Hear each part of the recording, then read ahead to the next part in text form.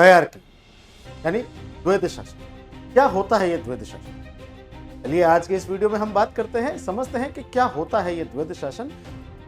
इसकी बात शुरू होती है लगभग 1764 के बाद।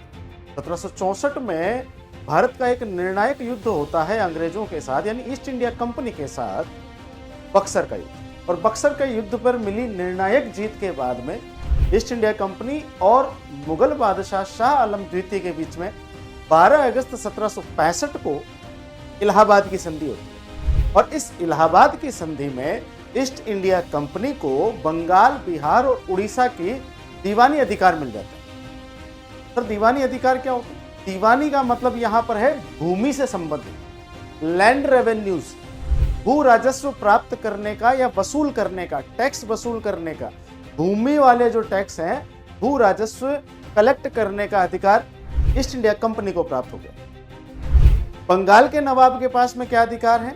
देखा जाए तो बंगाल का नवाब आज भी बंगाल का शासक था उस समय, लेकिन बंगाल के जो नवाब थे उनके पास में भूमि से संबंधित कर इकट्ठा करने और उनके न्याय प्रणाली, भूमि से संबंधित जो है न्याय करने के अलावा बाकी दूसरे अधिकार थे, प्रशासन चलाने के, आंतरिक सुरक्षा के। ये सारे मामले किसके पास में थे? बंगाल के नवाब के पास थे। जबकि दीवानी अधिकार यानी भू राजस्व कलेक्ट करना और जमीन से जुड़े मामलों में न्याय करने का अधिकार ईस्ट इंडिया कंपनी को मिल गया।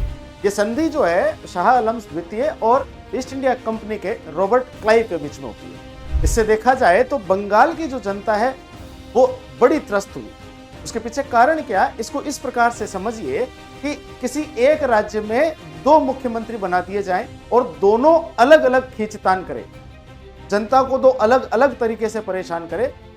उसी प्रकार कंपनी जो है वो अलग टैक्स लेती, बंगाल का नवाब अलग टैक्स देता। तो दोनों अलग जब अलग अलग टैक्स लेने लगे, जनता सेम है तो जनता त्रस्त होना जायज है, लाजमी है। जनता बड़ी त्रस्त हुई और इस प्रकार से किसी एक क्षेत्र विशेष पर 2 सत्ताओं द्वारा उन पर शासन करना द्वैध शासन कहलाता है। और यह भारत में सर्वप्रथम बंगाल में देखने को मिलता है।